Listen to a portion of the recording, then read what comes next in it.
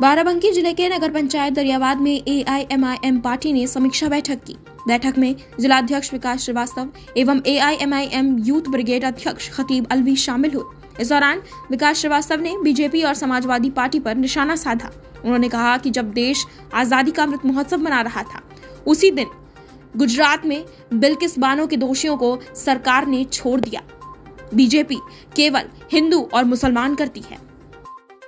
हमारी जो पार्टी है ऑल इंडिया मजलिस-ए-इत्तेहादुल मुस्लिमीन पार्टी किसी परिचय का मोहताज नहीं। हमारा नेता देश या विदेशों में भी परिचय का मोहताज नहीं है। मैं आपको बताना चाहता हूं मेरे साथियों, आप लोग बहुत ही खुशनसीब हैं।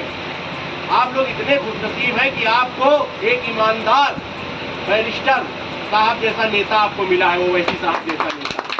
मैं आपको बताना चाहता हूँ साथियों कि बैरिस्टर गांधी जी थे हमारे, जिनका फोटो आप लोग नोट पे देखते हैं कि फोटो उनका नोट के ऊपर छपा है। महात्मा गांधी जी राष्ट्रपिता हैं हमारे। वो दूसरे बैरिस्टर हमारे हुए बाबा साहब डॉक्टर BR अम्बेडकर, जिनको दलित पूजते हैं। मैं आपसे पूछना चाहता हूं मेरे साथियों, आप लोग क्यों नहीं समझ रहे? आपका नेता बराबर हर प्रदेश में आपकी लड़ाई लड़ रहा, आपकी कौम की लड़ाई लड़ रहा, दलित की लड़ाई लड़ रहा, हिंदू की लड़ाई लड़ रहा। ऐसा नेता आपको मिला है। मैं तो कहता हूं आपको उनको पूजना चाहिए बैरिस्टर साहब को। कोई बोलने वाला भाई नहीं है। अभी हाल ही में आपने देखा होगा 75वां स्वतंत्रता दिवस हमारा देश हर्षोल्लास के साथ मना रहा था, और उसी दिन गुजरात में बिल्किस बानो के 10 मुलजिम इन्होंने उनके बच्चे की हत्या कर दी, उनके साथ रेप किया, उनके परिवार के लोगों के साथ अपराध किया, रेप किया, उसको बाइज्जत बरी कर दिया वहां की सरकार ने। उसके बारे में बोलने का काम हमारे बैरिस्टर साहब ने किया है कि आप स्वतंत्रता दिवस के दिन, मतलब देश जिस दिन आजाद हुआ था, 75वां स्वतंत्रता दिवस हमारा देश मना रहा था, उस दिन बिल्किस बानो के जो मुजरिम थे वो बाइज्जत बरी कर दिए गए। ऐसा नेता आपको, आपकी पार्टी और आपका नेता, ऐसा ईमानदार लीडर आपको मिला है। अगर आप अब नहीं जागेंगे तो कब जागेंगे मेरे भाइयों? जब हर घर में यही होने लगेगा, अपराध होने लगेगा, हर घर परेशान हो जाएगा, तो आप कैसे जागेंगे मेरे साथियों? मैं हाल ही में अभी चुनाव लड़ रहा था रामनगर विधानसभा से विधायकी का। मैंने वहाँ पे 2 बार बैरिस्टर साहब के कार्यक्रम कराए। बैरिस्टर साहब ने को मैंने वहाँ के जो मुद्दे बताए, उन्होंने सांसद में उठाने का काम किया। जबकि यहाँ पर कोई हमारे उत्तर प्रदेश में MLA नहीं है आज की डेट में पार्टी का, लेकिन तब भी बराबर बैरिस्टर साहब लड़ रहे हैं। और हमारी पार्टी ऑल इंडिया मजलिस-ए-इत्तेहादुल मुस्लिमीन पार्टी पूरी उत्तर प्रदेश में लोकल चुनाव लड़ाएगी, चेयरमैनी का चुनाव लड़ाएगी, पार्षद का चुनाव लड़ाएगी, सभासद का चुनाव लड़ाएगी, और हम लोग पूरी मजबूती के साथ लड़ेंगे। ऐसा नहीं कि हमारे पास कैंडिडेट नहीं है। पूरे जिले में हमसे लोगों से बातचीत हो रही है, हर जगह पे कैंडिडेट है, और जहाँ पर कैंडिडेट नहीं है तो इस बात का वादा करता हूँ वहाँ पे संगठन के आदमी को लड़ाया जाएगा। हमारी जगह कोई खाली नहीं जानी चाहिए। अगर हमारे पास कैंडिडेट बाहर से नहीं मिलता तो सबसे पहले संगठन और संगठन के आदमी को लड़ाकर हमको पार्टी बढ़ाने का काम करना है और बैरिस्टर साहब के हाथों को मजबूत करना है। दूसरी बात मैं आपको ये बताना चाहता हूँ कि आप लोगों के दरियाबाद नगर पंचायत पे 1 से 8 तारीख के अध्यक्ष जी, विधानसभा अध्यक्ष जी और हमारे नगर अध्यक्ष जी, ध्यान से सुनिएगा हमारी बात को, 1 से 8 तारीख के बीच में माननीय प्रदेश अध्यक्ष जी का कार्यक्रम लगना है आपके नगर पंचायत के। तो आप लोग जो जगह देखे हो वो जगह हमको दिखा दीजिए, और उसके लिए आप लोग ठीक ठाक व्यवस्था करके उनका कार्यक्रम सफल हो जाए। अगर वो कार्यक्रम आप सफल कर ले गए तो आपके पास कैंडिडेटों की लाइन लग जाएगी, इस बात को मैं वादा करता हूँ। और अगर आप लोग ठीक ठाक होने का मूड बना लेंगे तो यहाँ का नाम मैंने हैदराबाद में भी नोट कराया है, दरियाबाद का, हो सकता है यहाँ पर बैरिस्टर साहब का भी कार्यक्रम लगे। एक बार कार्यक्रम यहाँ मुबस्सिर भाई हमारे लगे थे विधानसभा का चुनाव, वो भी चुका है, दोबारा भी होगा।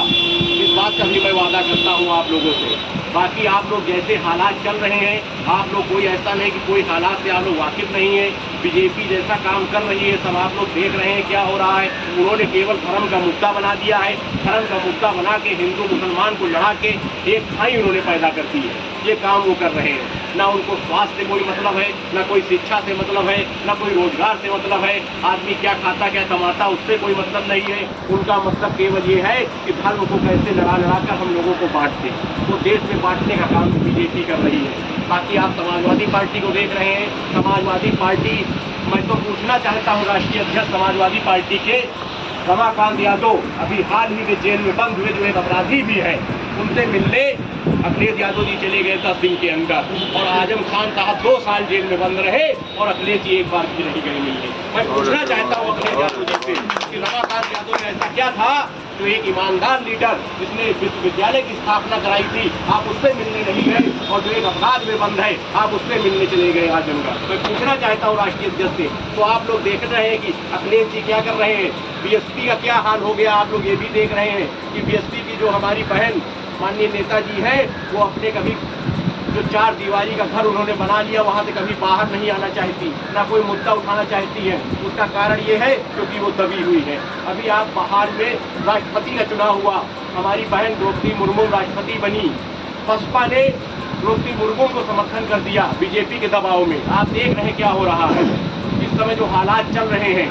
तो आपके पास इस समय बहुत सुनहरा अवसर है, आपके पास मजलिस जैसी पार्टी है, ऑल इंडिया मजलिस ऐतिहासिक पार्टी है जिसके नेता बैरिस्टर साहब हैं। आप लोग उस पर श्रद्धा व्यक्त करते हुए बैरिस्टर साहब के हाथों को मजबूत करिए। मेरे साथियों, ये मैं बात आपसे बताना चाहता हूँ, क्योंकि अगर आप लोग ऐसे ही देखते रह गए, सोचते रह गए और आरोपों में घिरे रह गए, जो आरोप लोग लगाते हैं, तो वो दिन दूर नहीं जब सब लोग परेशान हो जाएंगे। आप समझ लीजिए, क्योंकि बैरिस्टर साहब एक ईमानदार लीडर हैं और आपकी बात को, हक की आवाज़ को उठाने का काम वो मेरे साथियों करते हैं। अखिलेश जी तो बोलना ही नहीं चाहते बिल्कुल, केवल उनको मुस्लिम का वोट चाहिए। और हुआ क्या, ऐसा ध्रुवीकरण उन्होंने कर दिया बीजेपी ने कि मुस्लिम का वोट उन्हें मुफ्त में मिल गया। ओवैसी साहब तो बेचारे कहते रह गए, समझाते रह गए, लेकिन वो नहीं समझ पाए और गलती कर गए। लेकिन माहौल अब बदल रहा है और आने वाला 27 का चुनाव जो विधानसभा का होगा या 24 का चुनाव जो लोकसभा का होगा, उसको पक्का यकीन है कि उसमें रिजल्ट मजलिस के प्रति होगा।